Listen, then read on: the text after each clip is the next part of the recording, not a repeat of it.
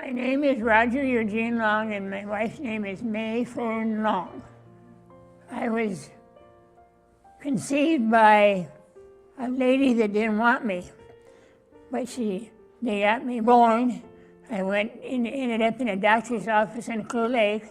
They lived, I don't remember, because you don't remember when you're little like that, but I went back and stayed with them for about 11 months, and then she threw me out.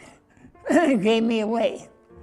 Got quite a story behind me. Anyway, I'm 11 months old.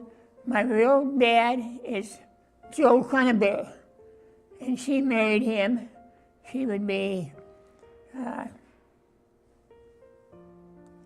11 months, and she did not want me. She wanted to give me away. So Joe didn't know what to do. He was farming this farm out there. This is all stuff that I've been told by my relation, because I wouldn't remember it when you're that old, 11 months. But I was born in 1933, and I was took up and down the roads out there where all the relatives lived, and nobody wanted me. And finally we came to Fred and Anna Christensen. Anna would have been a sister to my real mother. My real mother was kind of a pill, and she married Joe, divorced him, married him, and divorced him, and then finally they went their different ways. And then she moved in with my grandmother, who had 12 children. She was the youngest one. And I never was told anything about my past or anything. In them days, that's 1933. That's when I was born, 1933. And being born in Depression days. And Joe said I didn't know what to do. She wouldn't feed you, she wouldn't change you, she wouldn't look at you. She hated you. That story coming later. So I ended up, he has one place to go yet, Fred and Anna. They're older. She was the oldest girl in that family. And she was 60-some years old. And they ended up taking me. But nobody would be able to tell me anything, because them days you didn't speak about stuff like that. But I found out, kids find out. I was going fishing one day with my little buddy down the road, and he said, "Hey, by the way, your dad says to tell you hello." That was Joe. I said, "My dad is Fred." He said, "No." He said, "Your dad's name is Joe, and he works for my dad." So I put two and two together and kept my eyes and ears open. I found out when I was about 7 years old. I lived with them people. They couldn't have kids, never had kids. They had no money, ran a farm, run-down farm. One thing they had is a garden about an acre, maybe 2 acres. I helped run that every year and helped set it up, and we had no money, but we had food. So I stayed with them, and probably the very interesting thing you'd like to know in there, I was 10 years old, and I had a beat-up bicycle which would hardly run. And one day my mother that had me, I'm not adopted or anything, I'm just in this home now. And she made a whole batch of donuts, and I put them in bags, a dozen in a bag, put them in a beat-up basket, put a towel over it, and took off in town in Manly. I had them sold in 15 minutes. Then I went home and sold them again, and to make a long story short, I sold donuts all that summer. I brought in $1,000. That was my first deal about, what you say, salesmanship. And I just loved it. May Fern Jensen. I was born in 1936 in Forest City. We grew up poor. We had a one-room shack with 6 people in it. And it was not funny. We had no money whatsoever. I started school in a country school. I walked a mile every morning and every night. And I didn't start I just started in 1st grade. Then we went on with that country school, and all of a sudden there was 4 of us in one class. She said, "You've covered everything." So we took 2 grades in 1 year. And I ended up going to the people who had me ended up moving to Fertile.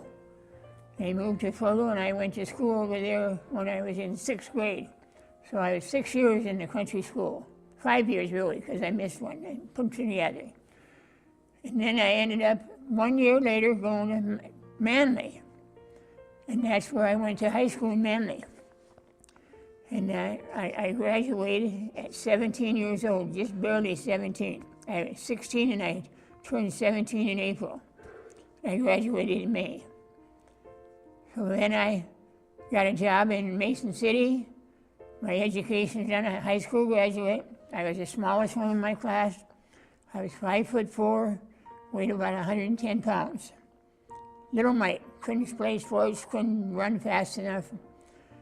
But I did get a nice job down in Mason City, Gilner's clothing store, being a stock boy. And then after I left there, I went over, it was a Globe Gazette newspaper, chasing ads down all over Mason City, 17 years old. Okay, now I turned 19, never been away from home, working at the Globe Gazette, chasing ads down, Korean War, I'm drafted. My mother has never told me that I'm not hers. Rodger Long was my name, but it wasn't my name because I was legally Rodger Cronenberg. So I got about 3 days before I go in a bus in the morning from Northwood, Iowa. And she said, "Sit down, Rodger." This was when I was going out with the boys at night. I said, "Why sit down?" She said, "Sit down. I need to talk to you." And all of a sudden she broke out bawling and ran out of the room and went in the other room. I went on my way. Same thing happened the next night. Now we got one night before I'm going to go to the service. She's all shook up. She can't tell me.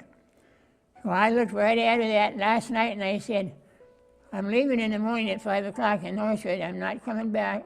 I had a girlfriend at the time, taking her. My buddy was taking his. I said, "You're trying to tell me that I'm not your son. You've had me all these years. You've had me 19 years. You've had me." And I said, "I know." I told her the whole story. How I found out, my little buddy friend, she said, "And you're not mad at it?" I said, "How could I be mad at you when I got a home out of it?" I never did. I never left home. Now I'm going, the next morning it was a different life for me. And then I went to the Camp Crowder, Missouri. You know where Camp Crowder is? It's probably long gone. Camp Crowder was a layover. We stopped and had supper, big bus. Stopped and had supper and went down here to the play. First, I should tell you a nice little story. I'm nudie-rudie. Everybody's taking their clothes out. They're all having physicals, and we're going into the, we're headed for, we didn't know for sure we were going into Missouri, but we didn't know how far. So anyway, I just was kind of what you say, lost. And anyway, I told her, and she said, "You're not mad?" I said, "No, I'm not mad." She said, "You gave me home." So she just, a relief, a sigh went over her, and the one that father that raised me, he was sitting out on the porch having a cigarette out there. Anyway, I left and it shook hands, hugged him. I said, "No hard feelings whatsoever." But I said, "We will have to get me adopted, because I'm going into service under false pretenses." So anyway, we was in Camp Crowder then that night, about 50 to 100 big colored ones, black ones there, the whole show. And I'd never been with anybody else, I mean, just a couple of friends, And then the next morning we get up and we go and we went to Fort Leonard Wood, I think it was. And now now it's finally got to come out. Where are we going? We went to Fort Bliss, Texas. We flew in an airplane. Never been in a plane in my life. We got there in a couple, 3 hours. And I took my basic training and met a lot of people. One little sideline I should go, I had my physical in Des Moines. And one of my friends in high school, he's a year behind me, he was about 6'4" and weighed about 250 pounds, colored boy, the only colored boy in town. They said, "Step back." Turned out he had a heart murmur. He went back to Manly, he went home. And I thought, I think I might go home because I had flat feet. And I said, that one that was doing me, he said, you got flat feet. He said, I don't know if we want you or not. He said, let me get a bigger authority. And that guy came out, and it was hot and heavy over in Korea at that time, and he said, we need all we can get, you can go. So I went to the Army. And that basic training was 16 weeks in Fort Bliss, Texas. Now we're gonna go and find another, I ended up in camp out in Fort Meade, Maryland. You know where Fort Meade, Maryland is, out there by Washington, D.C. So I went out there, and I ended up going down on Andrews Air Force Base. Right, you can look out and see the Air Force One. And I got the job of being a bookkeeper. I was a bookkeeper for 18 months, doing nothing but keeping books for about 200 men. And then I come home and got a job with Coronation. Well, we moved to Mason City, and then I had 365 kids in my room, and which was a change because I was used to 36. And so that was, you know, and then I worked part-time at Kresge's dime store. The dime store, they sold everything.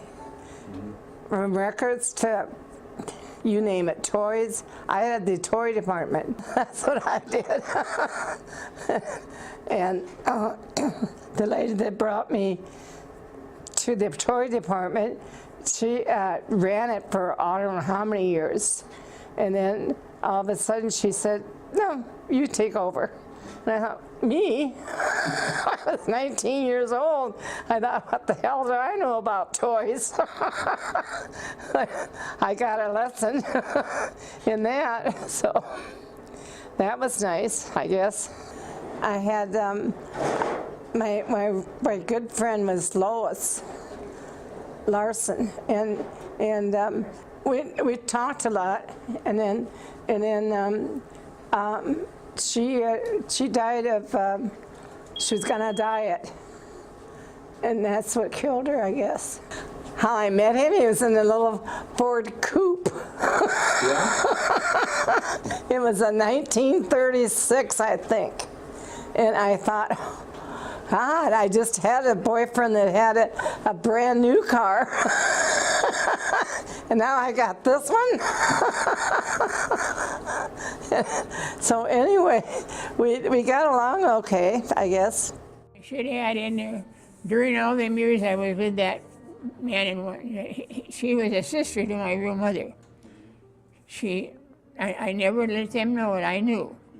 And then now I'm in, they know when I'm in the service. When I'm in the service, I get adopted. A lawyer friend in Manly got me adopted, so now I'm officially Rodger Eugene Long. And she just treated me like gold. They never had much money, but they treated me good. Had lots of potato seeds. No money, but many potatoes. And I anyway ended up in Washington, D.C. on Andrews Air Force Base, TDY, temporary duty. I got one of the premier jobs on there. I sat at the same desk, the same typewriter, everything. And then when I went in to be interviewed, he said, I need a man for headquarters battery and to take care of the records. Of course, you know how to type. I said, I never took typewriting. He said, I want you because you're smarter than hell. You got straight A's in bookkeeping. You never had and he said, you'd be perfect for my job. So he said, I'll tell you what.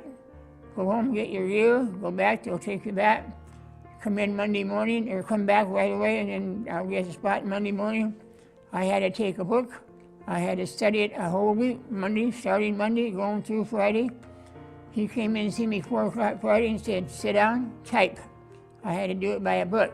Now is the time to come to the aid of your men. And you ever take typing? Mm-hmm. You know what it is, a fat book about that. 5 days I typed on that. And he said, when I started, he said, if you don't hit 40 words a minute, you're going back out in the guns. That's where you'll be for the rest of your tour. So I worked hard. And he said, go. And I picked up and batted that typewriter out. And he took it and looked it over. He said, 42 words a minute. You made it by 2 words. I was in the same desk for 18 months after that. Never left it. I went up all the way to corporal. He wanted to make me sergeant. He wanted to make me RA, regular Army. I was going home.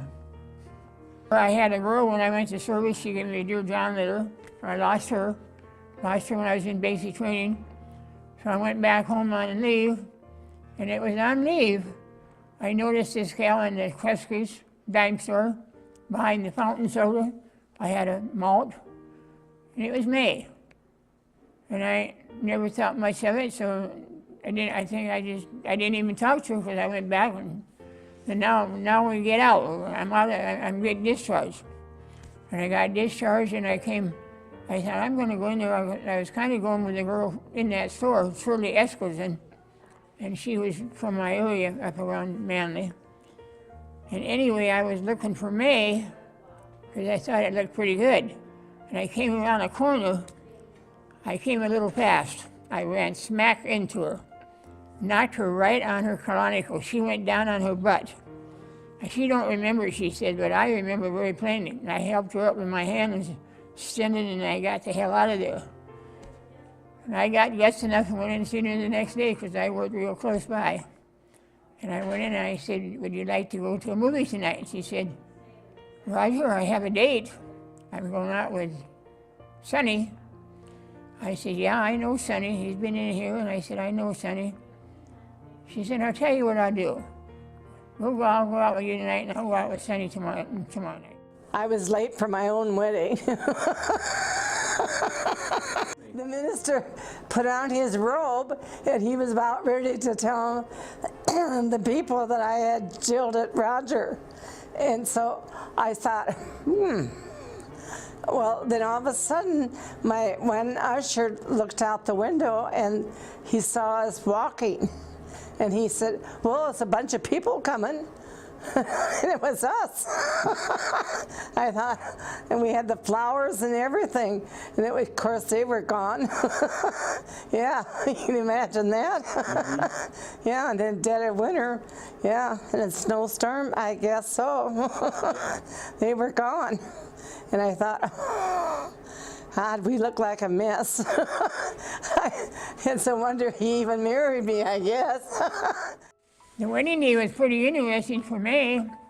Her sister, her two brothers had to come from, I got married in Manly, little Lutheran church in Manly, out in the highway. Terrible day, snowing, blowing, horrible day. I lived about a half a mile away. I didn't have to worry, I got over there fine. May don't show up. No May.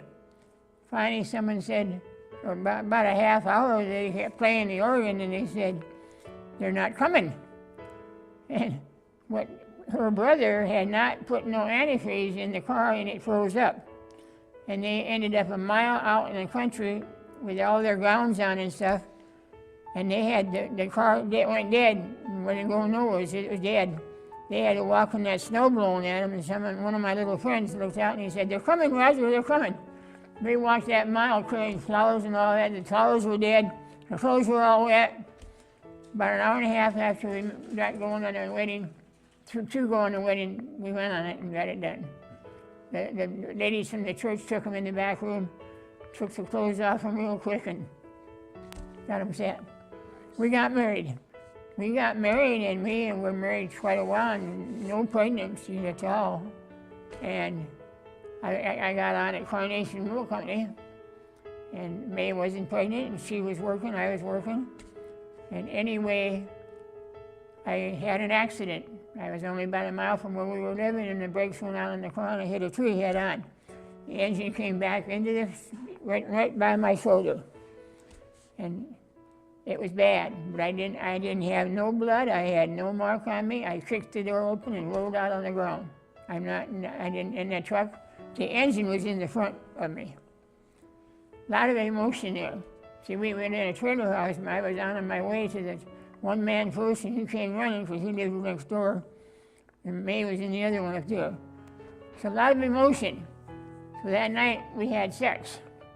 Probably more sex than you would have ever had any other time. She got pregnant with Debbie that night and figured it out. That was number one. 12 months later, that little snot over there came. She got pregnant. Now we had 2 little girls. Then we go 5 years and we had 2 more little girls, Cindy and Bonnie. Yeah, I was a little bit, what you say, hesitant. I didn't like to change diapers. They said I had to change diapers, and I don't really think I ever changed a diaper. I changed some diapers on Riley when she was sick, but not when Debbie was little. I don't think I did. I never changed your diapers. I don't think. I don't care for it. But anyway, then I got a chance to go to Algona to be a milkman over here. And it was a good job. And then I got a job to be a realtor, and that was a good job. I was a realtor for 44 years. Same job. Got out of the milk business, got in, I sold houses for 44 years. Long time. I was 77 when I quit selling houses. I got Cindy and Sandy and Bonnie and Debbie. And she's the oldest, Debbie is. And then it's Sandy, your mom. and then I had Cindy and Bonnie. They were all born in Mason City. I wanted them. Grandpa didn't. And grandmother didn't. Grandmother Jensen, she didn't. Our grandmother Long, she didn't want me to have any more. One was enough, and that was it. You know, because she raised grandfather by himself. And I thought, I'm not raising one by myself. And I had to do it by myself, as Rodger never changed a diaper in his whole life. They rode their mopeds all the time. And well, they rode them all the time. And then they came to visit me when I was in the hospital. And I thought, how did you get here? They said, the moped. I thought, oh my God. Yeah, that was my first business. It's still there. What is it? It's a little diner. Yeah, and you had to put the money in, and then it's supposed to pay for the diner. And I never opened that little safe up, and I thought, there must be quite a bit of money in there, you know, and I guess there was. You know, because I sold it to my aunt, and because she didn't have a job, and so she worked for me. So I sold it to her, and she said, and she had it for 20-some years. You know, so it was a good business for her. We moved in Algona in 53. No. 36 years ago, because Rodger was running a milk route at the time. And so, and the way we bought our first house, Rodger didn't pay for the milk business. And so that gave us a down payment for our first home. And they said, well, you must have bought something. And Rodger says, yeah, we did. We bought a house. And they said, well, then that means you're going to stay. And they said, yeah, we're going to stay. So that's how we bought our first house, was with the money from the milk route, you know. So that helped. Then Joe Ringstorff came. You remember Joe? Yeah. And he said, Maisie, will you come to work for me? I said, work for you? I got a job. I don't need another one. And he said, no, I need you at 11 o'clock at night. And I said, I guess I'm done here at 11, so I guess I can do it. So I went to work for him, and then him and I laid the dance floor. The jukebox, we had some good times there. The police Did you have any good ones? You did? Good. Yeah, it was, I stood in front of, I don't know how many guns that time. But it was fun. I never got shot. I should have. That one guy, he was going to kill my one bouncer, and I thought, you don't want to kill him? I said, I don't want the mess out here on the floor. And he said, well, I'm getting that son of a bitch. And I said, no, you're not. So I stood in front of his gun, and I thought, and he's a good friend of mine. I thought, how the heck did you want to shoot him? You know, but I guess there was a quarrel about something. I wasn't involved in it. You know, but I got involved in it. I was hesitant to hold the grandkids. I think Sandy would remember that. I was a little bit, what'd you say, bashful. I didn't come on real strong, but it came. And Debbie and Sandy were both good kids. They were 4 and 5 when we came to Algona. And we were in Algona 2 years and had 2 more kids, Cindy and Bonnie. I loved them. I loved every one of them. I had 13 of them, and that was a lot to love. You know, and Ben, my oldest grandson, he calls me every night. And for a boy, that's really important, you know, for him. But he calls me every night, and then and Cindy calls me every night. Yeah, we had it out back. Mm-hmm. Yeah, and I had planted it when I had one broken hip then, mm-hmm. And so I could plant my garden. Remember when you and I gardened together? Yep. That was something else, wasn't it, Chris? It was. We had a good time at doing it. There was a time when they had to make sure that I spent enough money on everybody. And I thought, what's the difference, you know? But it made a difference to them, so. That's the way it was. I used to decorate we had an old-fashioned church, and I always decorated for them, and I would decorate that tree, and whatever I wanted to put on it, I could, you know, and so. Now they said, well, Maisie, we moved to the new tree. And they said, you can put on certain decorations. Oh, that's different. But they have a symbol of whatever it had to be. And it wasn't easy. It wasn't easy at all. It wasn't like my old church. I could do as I wanted to in that one. You know, but it's tore down, you know, there's nothing left of it. My favorite holiday was probably Christmas. Yeah. That's when all the family was home, you know. If you could give any advice to people watching this video of right. life, what would you tell them? Well, be sure you love one another. That's the main thing. You know, a lot of people forget about that. You know, they just think about themselves. They don't give a shit. They don't. And that's sad. Well, I just want to say I love people.